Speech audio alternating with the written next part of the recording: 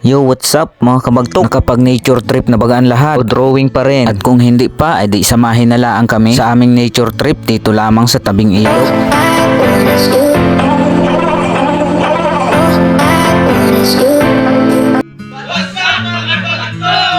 At ayun na nga ni mga kabagtok, welcome sa ating munting nature trip vlog. Dito pa rin yan sa ilog ng Dawis. At bago po ang lahat, wag natin kalimutang i-like at i-share ang aming video. Napakalaking tulong na po nun para sa amin. Maraming salamat po. At ayun, bali kumuha po muna kami ng may inom na tubig. Ito pala nga na yung igiban dito ng mga inumin sa bukal. Napakalinis at malamig ang tubig dito. At habang nagalakad nga ni tayo, merong nagbigay dito ng niyubak. Shout out sa'yo, Jason Pabalinya. Ang sarap pong magyubak. At andito na pala nga ni tayo sa ilog. Naghahanap na tayo ng apistuan at sa hindi kalayuan nakita na natin ang ating apistuan. Tamang tama ang spot na ito, sobrang tahimik ng lugar, tamang tama para makapagmuni-muni sa buhay. Ay wow, minsan ay kailangan din muna natin takasan kahit saglit ang ating mga problema, lalo na yung mga utang natin.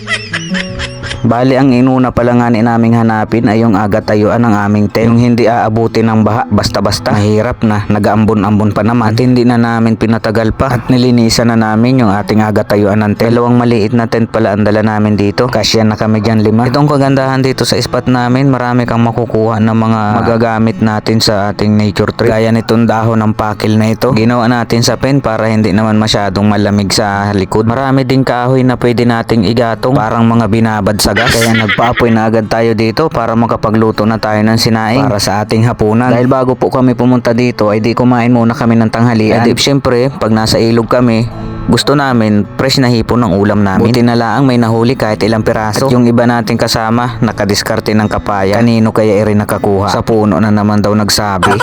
At dito sinamahan ko si Bagtok Demeterio para maghanap ng panggata. Buti na lang may nakita. Hindi nilipasan na agad yan at biniang. Ang problema, walang kayuran. Buti na lang at bata ni Sir Sasi at ni Sir Pilot Eri sa Boy Scout dati. Nagtilos laan siya dyan ng kawayan at yun ang ginawa niyang kayuran ay para daw man di pinakayod kay Bugoy Ardi sa lumon. At ito na yung pangulam natin. Meron tayong kaunting hipon tsaka papaya. Ginayat na rin natin dyan yung luya, sibuyas at bawang. Wala nang gisa-gisa, diretsuhan na.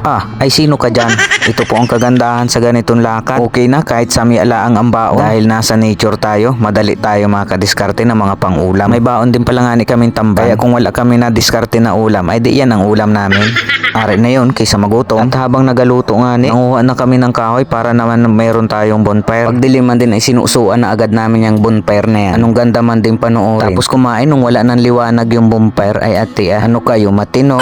Pagkakain nga namin, pahingalaan kami ng kaunti. Tapos nangilaw ng saglit para may pangulam din bukas na umaga. At hindi talaga tayo inabigo ng ilog na ito. Nabigyan pa rin tayo kahit paunti-unti. Kaya wag sana nating abusuhin ang ating kalikasan para maranasan din ng masunod na henerasyon yung mga ganitong bagay. Hindi na nga kami nagtagal sa pangilaw dahil may pangulam na. Hindi na rin kami makapunta ng malayo mula doon sa pwesto namin. Dahil naisip namin yung mga gamit namin. Nabukasan nga maaga kaming nagising. Parang hindi kami sanay na matulog sa lugar na kami laang ang tao. Kaya nag-init na agad kami ng tubig para makapagkape. Tsaka nilinisan na rin natin yung ating pangulam, yung huli natin kagabi. Paksiwin natin. Bali pinakululaan namin yan sa suka na may luya at sibuyas at bawang. May tingni pa naman at may buong sibuyas pa. At nung kulong-kulo na yan sa suka, nilagyan na natin yan ng tubig para naman masarap isabaw sa kanin. At nagsalang na rin pala nga tayo dito ng sinaing. Tapos nag-ihaw nun, dala namin na tamban. Panlahok sana namin sa gulay pero wala na kami makitang magulay. Kaya inihaw na laan namin. Sa wakas, luto na ang ating almusal. Ito na yung paksiw na hipon at damagan, inihaw na daing na tamban. Tapos suka ang sausawan natin na may bawang. Kaya kumain na kami. Tapos pahingalaan ng saglit. Ligpit na kami para makauwi na at para maipagpatuloy ang hamon ng buhay.